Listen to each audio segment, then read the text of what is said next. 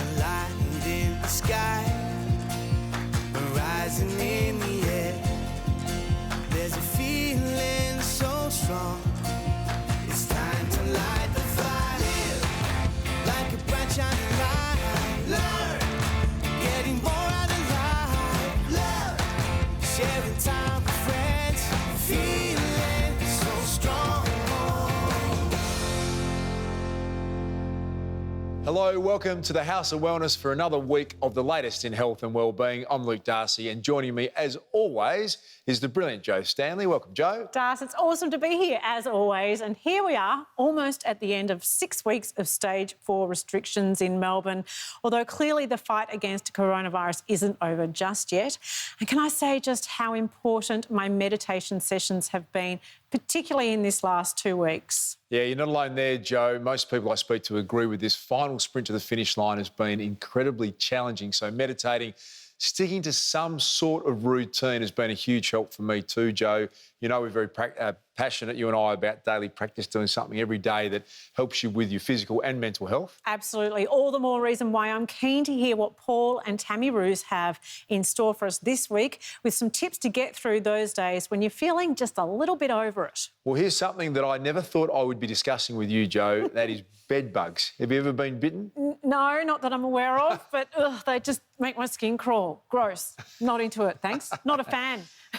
Plus, we'll meet a local tattoo artist helping women regain their confidence after breast cancer surgery, Jo. Because the pandemic is all-consuming, it's easy to forget about the rest of our lives and put other things on hold, like any potential health issues that we might have followed up on before COVID hit. I think everyone's been conscious of not wanting to overburden and overwhelm our health system right now, but new research has found that Victorian patients with severe chest pain are waiting 4 times longer to seek medical treatment. And because every minute counts when it comes to heart attack, this is a huge concern for our medical experts. The research was conducted by the University of Melbourne and Austin Health and found the delays were caused by people's fears about clogging up hospitals or catching coronavirus. Leading Melbourne cardiologist Matthias Udy, who works at the Austin, wants to reverse this dangerous trend. What prompted this research? Look, it was pretty crazy times during the first wave of COVID, and it was became a little bit obvious that we're getting patients that were coming in quite late with their heart attacks, and they're quite sick, and we weren't sure whether we were just reading too much into it. So we decided to look at the first 4 weeks of the lockdown and compared it to the last 7 years, the exact same time period. And what we found was that really patients were staying at home with their symptoms of a heart attack for up to 6 hours longer than normal, which was a very, very worrying trend. So were they coming in too late or not coming in at all, or is it a bit of both? Look, anecdotally, we heard that people weren't coming in at all, which is terrible. But obviously, we're only able to capture the patients that came into hospital. So we don't really know what the denominator is. We don't know how many people were having chest pain at home and never went to see anybody at all. And, we've heard around town that there's been a few patients that unfortunately have passed away in their homes from heart attacks. So what have you learned about the impact of COVID on people and whether or not they're responding to symptoms? Yeah, look, I think the important thing, obviously COVID is a major public health issue that we're all encountering for the first time. We haven't seen this in 100 years, but we still got to remember that the number one killer of Australians is still heart disease. And we know that we've done so many campaigns over decades now that if you're having chest pain, shortness of breath, you're feeling unwell, to call the ambulance straight away because you could be having a heart attack. And every minute that you delay causes muscle damage. And the muscle can't regenerate itself. So you're having long-term issues from every single minute that you delay. So if you're lucky enough to come to hospital and we're opening up the artery and reestablishing the flow, you'll do well, but you'll still have longer term consequences from that delay that you experience today. And what reasons are you hearing from people for not coming in? Look, I think COVID has played a big part on people's psyche, particularly during the first wave when everyone's very, very worried, and the thought that going to a hospital and you can potentially be exposed to other people with COVID is an issue, and there were some issues originally with PPE, but I think that it's all been solved, and we've got great solutions in all the major hospitals now have great plans in place. There's adequate PPE, the staff are trained appropriately, and people are triaged very early. So they're very well protected from COVID, and we try to treat them with the best evidence that we have for heart attacks, which is trying to open up that artery as soon as possible. So that's why it's important for us not to have some collateral damage by having, people delaying their heart attack symptoms and treatment because of fear of COVID. Well, we've spoken a lot about this before, Joe. If you have prolonged chest pain, pressure or shortness of breath and think it might be a heart attack, do not hesitate. You seriously need to call an ambulance straight away. Yeah, the ambos are amazing. Never feel that your call is not serious enough, and that goes for any major health concern. The message for the doctors is that it's far more dangerous to ignore the signs and not get treatment than it is to go to a clinic or hospital. After the break, the creepy crawlies that no one wants to invite in for a sleepover. It's the attack of the bed bugs next on the House of Wellness.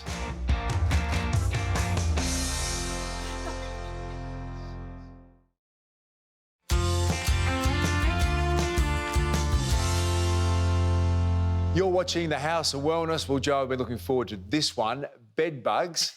Just hearing the word makes us all feel a little bit itchy. Have you had any experience? No, not that I'm aware of, but I just really don't want to think about it because they make me feel a bit sick. Yeah, when you actually spell it out, they are small parasites that feed on human blood, so it's not exactly enticing. As their name suggests, they like to live in mattresses. They can also be found in furniture, picture frames and even cracks in the floor, Joe.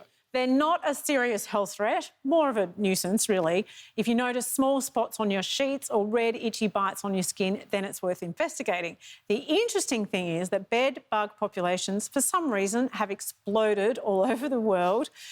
Nice to know. And once they move in, they're really hard to get rid of. So I can't imagine anyone wanting them in their home. Just don't invite them in. Try to avoid them. Well, there's one person, Joe, who actually does do exactly that. Harold Harlan is an entomologist who was more than happy to have them move into his place and stay for quite a while. Harold has devoted his life to breeding and studying bed bugs, all in the name of science. He's even gone so far as to let them feed on his blood. Take a look. Where did your fascination in bed bugs come from? I was in the military and at a basic training installation, and suddenly there was an infestation. So I looked at it further and I just became more and more fascinated with their biology and behavior. Well, tell us, what are bed bugs and where do they live? The broadest definition of bed bugs is a whole family of insects. Among them, maybe 24 species of 85 or 86 right now, recognized species, will readily feed on people, on humans. They feed only on blood, and they have to have blood to go through their various developmental stages, and then later the females need periodic meals for the energy and materials to produce eggs. And so you kept a colony of bed bugs. How many bed bugs did you have at your peak? Oh, it varied over time. At one time, I probably had more than 20,000 live ones, and that's only an estimate. I had a number of jars, and each jar had probably anywhere from 200 to 500, maybe as many as 1,000 in the quart jars. So how did you feed your colony? At first, I just transferred them to my arm and let them feed with a circle of Vaseline around them to keep them from running off. I tried it on my belly, but it itched too much after a while. So usually on my leg later on when I had to feed a lot of them. Just once a month or twice a month, I'd put each jar, and I kept dates on the jars when they were fed. So none of them starved, and I knew when they were producing well. It seems to me an extraordinary sacrifice to make for your study of bed bugs. Did it seem at any point like you were perhaps going a little too far in your obsession with bed bugs? Well, most people who first learned that I had been feeding them on myself, they either were very fascinated, which was only a few, or rather repulsed, which was the bulk of people. I didn't feed them because I enjoyed it. There were times when other people wanted specimens, and particularly researchers in the late 1990s and beyond. My thought was, if they don't have them to work with, they won't find out stuff. It'll take them longer to go out and grow their own, and it would be less consistent a population. That's pretty important for biologic studies of any sort. So I figured I would be able to do that, and I have. So I've helped some people out. You have become very well known within the scientific research bug industry, if you want to call it that, for your collection. Does that feel satisfying to you? It's a mixed blessing. Like I said, even people who've known me for some time still don't know that I've raised bed bugs. You know, I'm proud to have done it, but I don't feel obliged to announce those things. I know that I've helped some people. I know that without my effort, a number of advances with bed bugs wouldn't have occurred for another maybe 20 years or so. And a lot of people would be bitten in that time that shouldn't have been or need not have been. So I get personal satisfaction out of that. You know what, Joe? You've got to admire Harold's dedication, Joe. That is a true commitment to science. Absolutely. I mean, science is great, but I'm not letting bed bugs feed on me for science. He's gone way beyond the call of duty. I've always associated bed bugs with backpacker hostels or cruise ships because those little suckers love to travel and to hang out anywhere a lot of people congregate and sleep. Actually, this will freak you out, there was a massive infestation here in Australia in the early to mid-2000s. So how big a problem are they here today, and what can we do to keep them out of our beds? Stephen Doggett is the Aussie expert with the answers when it comes to bug busting. Stephen, thank you so much for joining us on the House of Wellness with your very lovely bed bug as well. You're welcome, Joe. It's a pleasure. We were just speaking with Harold Harlan and learning all about his incredible colony of bed bugs. What impact has he had on the industry and the research around this incredible insect? Well, Harold's quite a legend. I've known him for 15 years, and he's given this bedbug colony pretty much to almost every research group around the world. So just about every piece of research that's been published in recent years, particularly that from America, has somehow been touched by Harold and his bedbug strain. I never thought that we had them in Australia, do we? Well, yes. So since the late 90s, we've seen a global resurgence in bedbugs right around the world. And this includes Australia. And in Australia, we were one of the first to see this global resurgence. And it started very much so in the backpacking industry and seemed to spread to hotels, and people started taking them home. And over in the last 10 to 15 years, they've basically spread throughout society. So what sorts of things do we need to be aware of to try and limit bed bugs? That's a good question, Joe. So the first thing, if you're travelling, not that we're any of us are travelling these days, but when travelling starts again, just check the room you're staying in. So pull the bed away from the wall, pull the sheets off, and look at the beading around the mattress, particularly close to the wall, and look for bed bugs. And look for their signs. And one of the first signs of bed bugs is their poo. And so when they sit on a mattress, they tend to hang around together. They're great mates amongst themselves. So they're quite gregarious. And you see this black spotting, which is their poo. And if there's any signs of bed bugs, well, just don't stay there.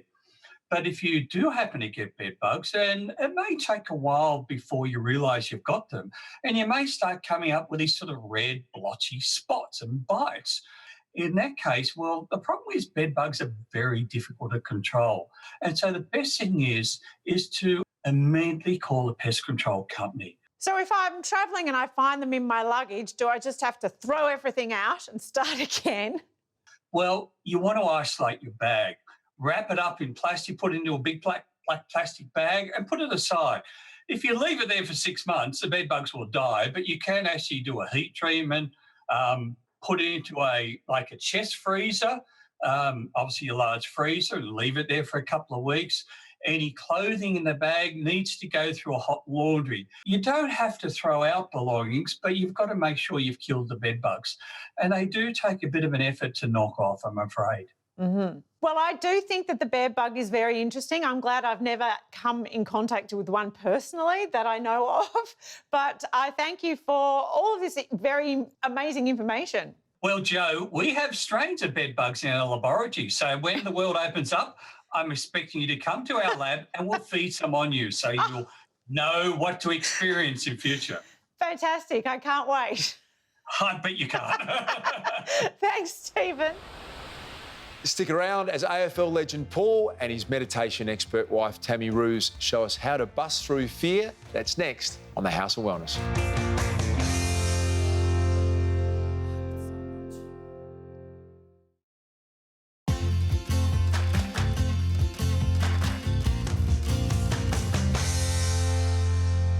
So, Joe, if you had access to a personal mindfulness coach on speed dial, what would you ask them? Well, you pretty much do. Your friend Emma Murray is your great friend. So Yes. What would you ask Emma? I speak a lot with Emma about present moment awareness as a way of responding to the noise in my head. You know, we all have those voices that are our own voices that torture you sometimes. I mean, where do I begin? Wouldn't that be nice to be able to have someone on speed dial? Well, no wonder you and Emma have put together that fantastic podcast on this very topic. Well, here at the House of Wellness, we're lucky enough to have another two. Paul and Tammy Ruse are both experts in the art of meditation and mindfulness, and they're here each week to give us a fresh perspective on how to get through these unfamiliar times.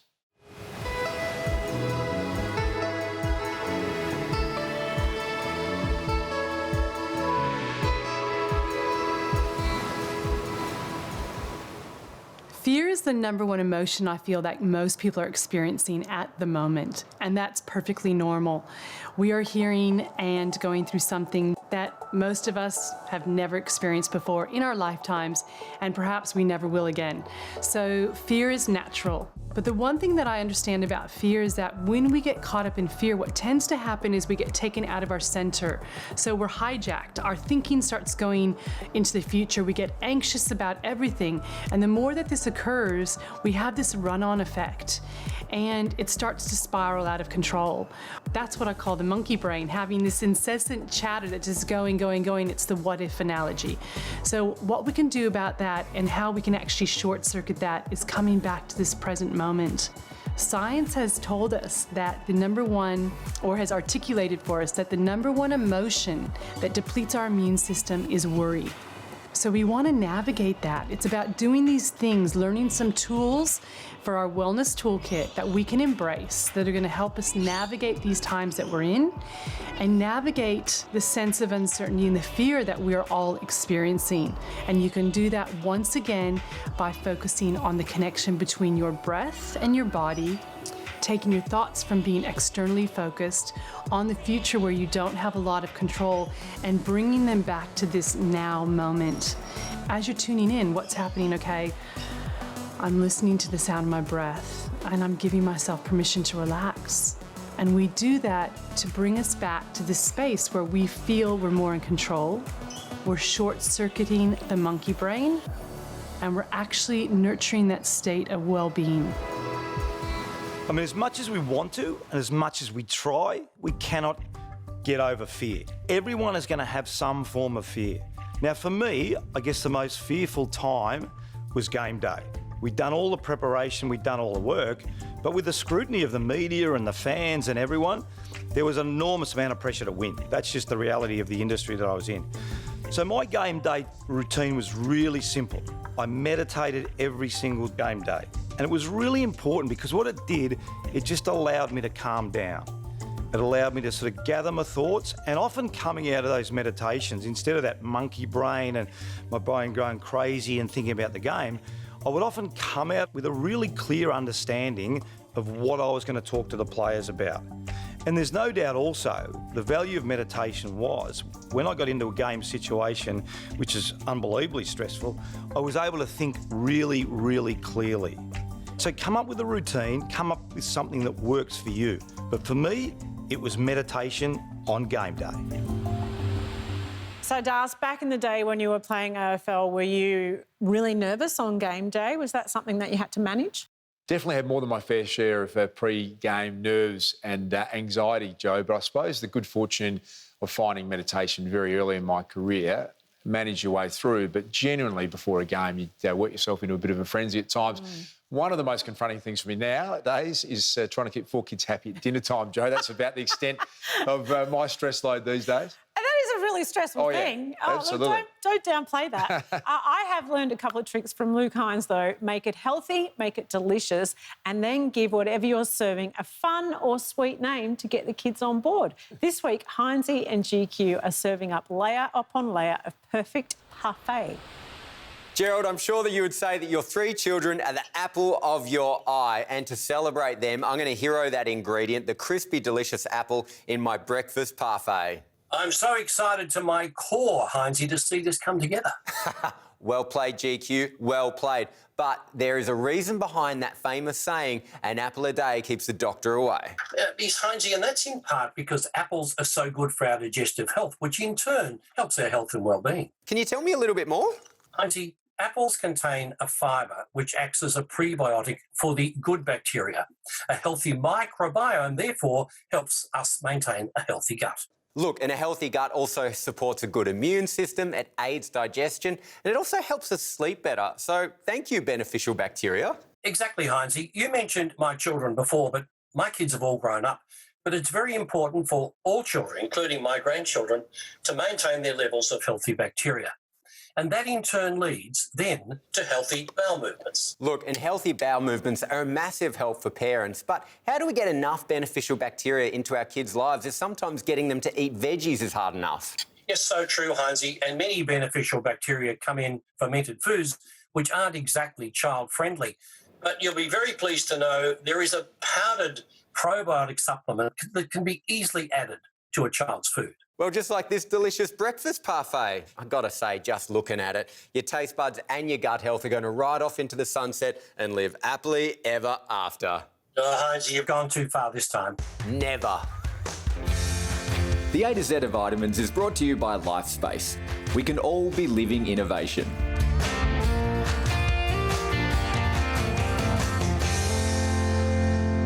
We've got plenty more to plate up after the break, including the extraordinary tattoo artist helping women recover from breast cancer surgery. That's next on the House of Wellness.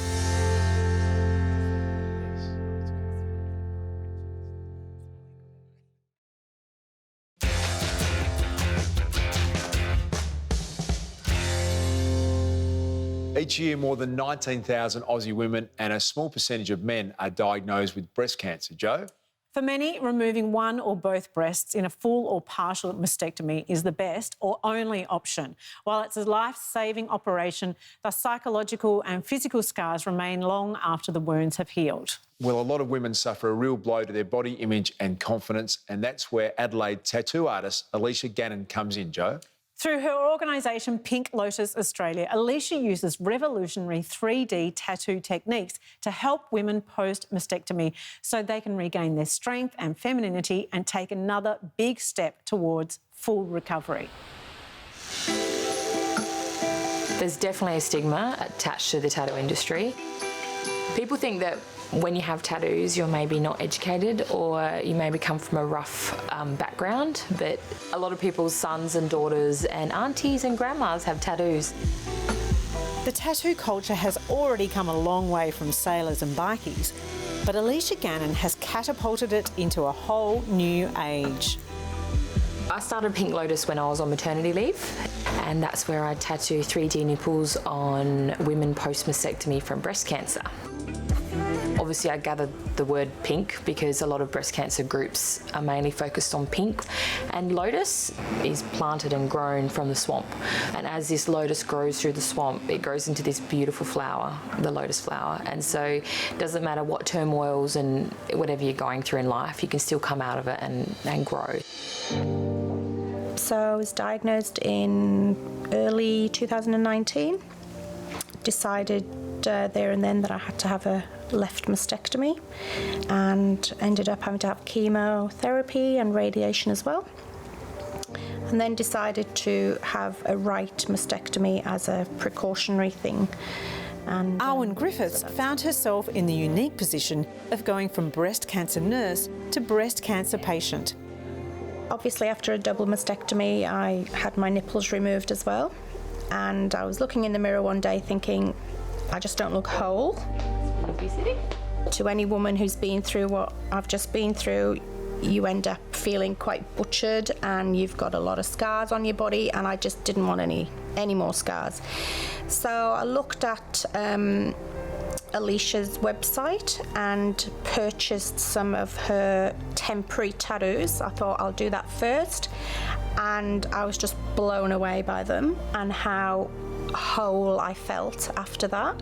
And it just that was it. My decision was made that tattooing Alicia's 3D tattoos was the way that I wanted to go.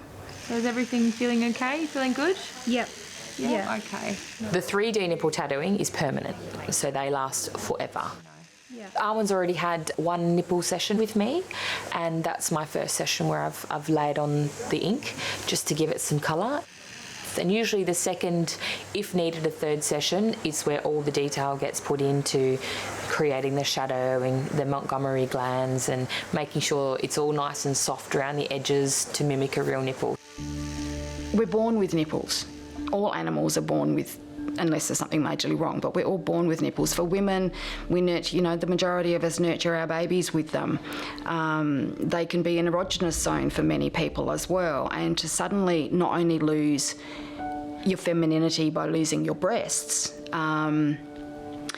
you've lost your nipples as well. So it's a double-edged sword of feeling that things have just changed dramatically. Lynn Sinclair had both breasts removed in 2017.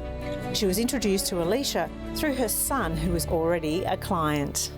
Well, to be honest with you, when I had them done, I actually got in my car and got my phone and lifted my top and took some photos and sent them to my kids, because I was just was wrapped. I was just so happy that I'd had this done. My daughter messaged me back and said, "What are you doing sending me nude pictures of women?" And I said, "That's me, that's me. I've just had my tattoo done." And she was just so happy for me. Okay, the size okay? Yeah, whether you want to make them a bit bigger. They look real. They look like they've got texture and contour, and people expect you to turn sideways and that they're going to see a nipple, protruding, and it's not. It's completely flat. This is done with a woman who has just got so much compassion and empathy for what people like me are going through. I knew I needed to finish the journey off, and I think what Alicia's done for me is that the journey's now ended. Like, I can close that chapter. I think it's important for a woman to do this for herself. Still got the scars, of course, from the surgeries as a reminder of my journey, but I feel normal. I love it. I love talking with my ladies. They're brilliant and they're strong, and they give me so much confidence in myself by the power and the confidence that they have. To give them the nipples back it's incredible. That's awesome. Breast cancer is the most common form of cancer in Australian women. Most of us have been touched by it, either personally or with someone we know. So the work Alicia is doing is really remarkable, Darcy. Yeah, I agree, Jo. When you think about how tattoos have become almost mandatory these days, it's great to see someone using their artistic skills to improve the self-esteem and confidence in people who've been through so much, Jo. Looking great on the outside is a huge confidence booster and goes a long way in boosting our opinion of ourselves. On that note, here's Sarah Davidson with another at-home beauty treatment that might give you that extra glow you're looking for. I'm about to let you in on one of my top beauty secrets for building flawless coverage, not just on your face, but all over your body. Sally Hansen's Airbrush Legs range. It instantly covers imperfections like varicose veins, stretch marks, and any other imperfections on your skin. I've got one flawless, sun-kissed looking arm and one not so much. So I'm going to even that out now with the Airbrush Legs spray version.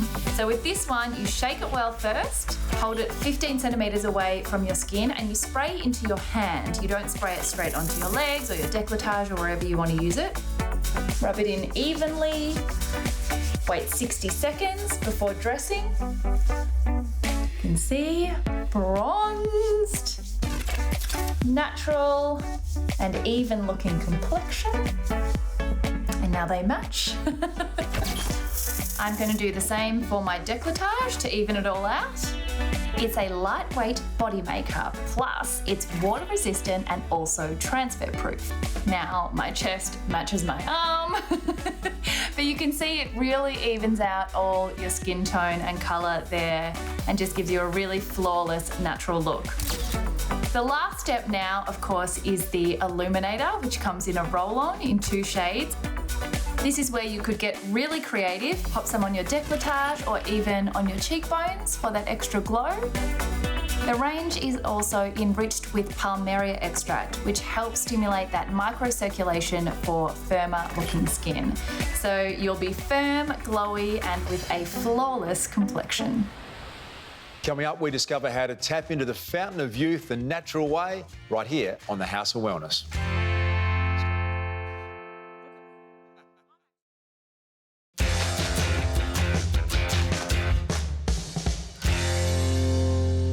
Welcome back. Some people are searching for the elusive fountain of youth to stay energised, healthy and stress-free. Always looking for a bit of self-improvement, Joe, to find a better version of yourself. However, going okay at the moment. Now, let me ask you, would you be keen to turn back the clock to a decade or a time in your life that was a bit of a sweet spot for you, Joe? No, I'm very happy with where I am now. I feel stronger and healthier and more comfortable in my skin than I ever have. Great. But I'd like to stop the clock now. Because I'm feeling the years sort of starting to tick on, and I am feeling my knees age a bit, don't you think? Well, there's probably, if you go back and take all of the knowledge now and be 20 again, that would have some appeal. Oh, that'd be nice. Yeah, I would agree with that. Well, it brings me to antioxidants. We hear a lot about them in the world of health. In a nutshell, they're compounds produced in your body and found in foods, and they help defend your cells from damage caused by potentially harmful molecules known as free radicals. They're considered our #1 weapon in the fight against ageing. Now, you mentioned foods, Joe, so dark chocolate, berries, spinach and beans are all great sources in keeping up the natural level of antioxidants.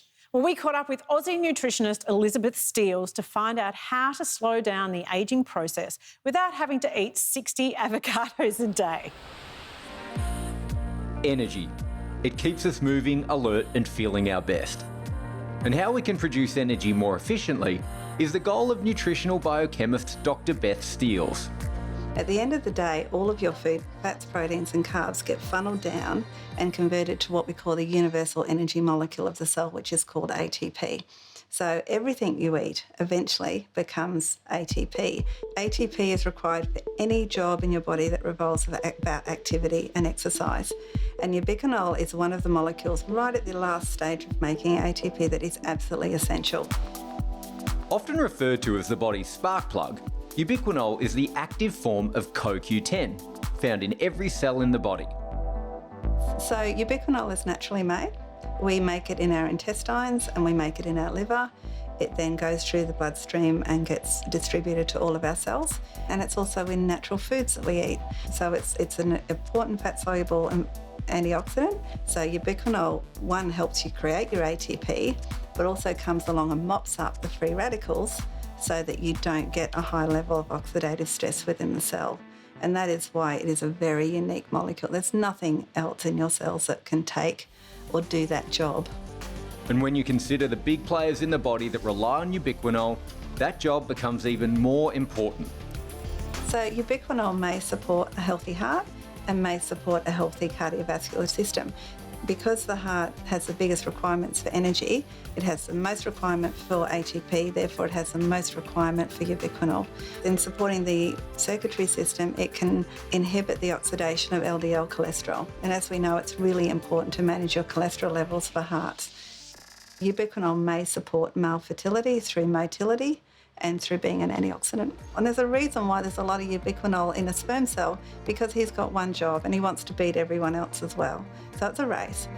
This race, as well as our overall energy production, can be affected if our ubiquinol levels are low. I get really tired in the mornings. The mornings. So as we get older, pretty well after the age of 30, we've got studies that show that our absorption of ubiquinol and our ability to manufacture ubiquinol may actually go down. If we have too much stress, our ubiquinol levels will go down. And when we exercise, we utilise a lot of ubiquinol. all living organisms require ATP. In order to make ATP, you need ubiquinol so that you can process the food, so that you've got a very efficient energy production. So with all of this in place, you can expect to have energy, your cells can do their jobs, they can regenerate, and then it allows you to live every day at the best that you can be. One way to stay looking and feeling young is to give the smokes away. Tobacco smoke has thousands of substances that damage the skin and cause yellow fingers and teeth, bags under the eyes and premature ageing and wrinkles. I mean, it's a good time all around, isn't it? Not to mention the lung damage, Joe, on top of that. And how's this for a radical move? In South Africa, the government banned tobacco products during the 5-month lockdown, the only ban of its kind in the world, Joe. Wow, well, here the stats are looking great. Aussies have been giving up during the pandemic. It could be down to less socialising maybe, you can't pop out to the shops to buy them, and then, of course, there's the financial considerations. A lot of people just don't have the money. Yeah, if you've taken the step, that's a great effort. Well done. And if you're thinking about it, support is out there and you'll feel better the moment you butt out for good.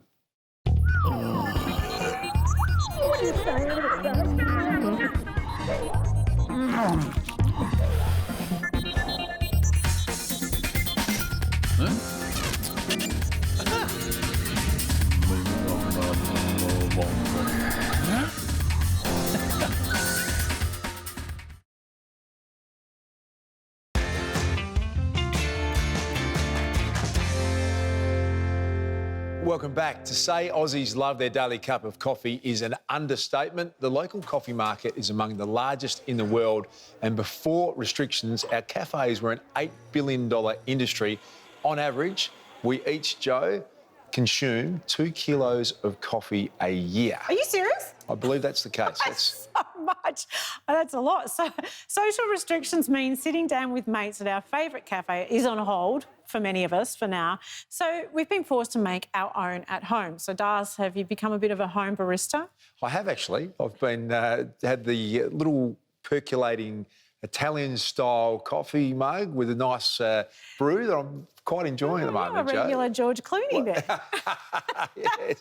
How about you? What's your coffee of choice these days? I only have one a day, and it's what's called a Piccolo Magic, right? So the point is you don't get the last 3 seconds of the coffee pour. That's what the magic part of it is. So It's not quite as bitter. With a little splash of soy. It's very Melbourne and very, very wanky. Sounds very high maintenance from you. Hey, well, bullet coffee is the buzzword in coffee, especially among people who follow a high-fat, low-carb diet. Now, Hines is a huge fan of the bullet coffee, as you know, and here he is to show us why the strong, creamy brew is the morning shot that keeps him firing all day. If you're looking for a way to take your coffee to the next level, look no further than a Power Up coffee. You are going to feel bulletproof. That is why this coffee gets the nickname a bullet coffee. First, what you want to do is have a really good quality coffee. Choose organic if you can. Then you're going to need 2 other extra ingredients. MCT oil, which is this stuff here.